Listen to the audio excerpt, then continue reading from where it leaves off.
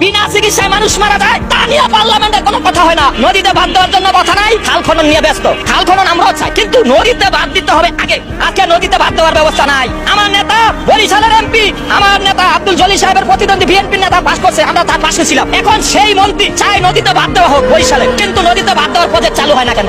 আমি বিএনপি বুঝি না, আমি আওয়ামী লীগ বুঝি না, জামাত বুঝি না, এনসিপি বুঝি না। এই দেশের রিকশাওয়ালা, ব্যাংক শ্রমিক, কৃষক শ্রমিক, এই দেশের অসহায় মানুষ যদি তাদের অধিকার না পায়, আমি কোন দলের দালালি করতে পারবো না। আমি কোন দলের বিরুদ্ধ বলি না, পক্ষ বলি না। অসহায় মানুষ চিকিৎসার অধিকার পাবে, খাদ্যের অধিকার পাবে, বস্ত্রের অধিকার পাবে, শিক্ষার অধিকার পাবে, কর্মসংস্থানের অধিকার পাবে। এইটাই ছিল জুলাই আন্দোলনের মূল লক্ষ্য।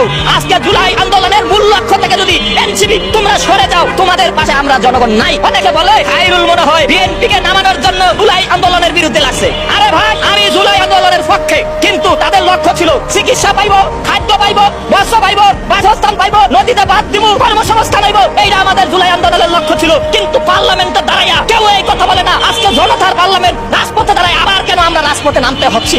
আমি রাজপথে আসছি না, আমাকে এই প্রেস ক্লাবের আশেপাশে পাইবেন না। আজকে সাংবাদিক ভাই উপস্থিত সামনে পাইছেন, ক্যামেরা পাইছেন। আমার বাড়ি আব্দুল্লাহপুর কেরানীগঞ্জ ছাড়া আমাকে আর মাঠে পাইবেন না, কারণ প্রতারক, ওরা প্রতারক। ওরা অসহায় মানুষের চিকিৎসার অধিকারের কথা পার্লামেন্টে তুলে ধরে না। ওরা শিক্ষার আলো পৌঁছে দেওয়ার কথা পার্লামেন্টে তুলে ধরে না। ওরা শ্রমিকের ন্যায্য অধিকারের কথা বলে না। ওরা কারা আপনারা সবাই জানেন। সবাইকে বলিয়ে আমি সর্বদলীয় বিরোধী দল খায়রুলকে নিয়ে যারা মজা করেন, আসলে খায়রুলের এই বাস্তব কথাগুলা রাষ্ট্রের জন্য অনেক গুরুত্বপূর্ণ।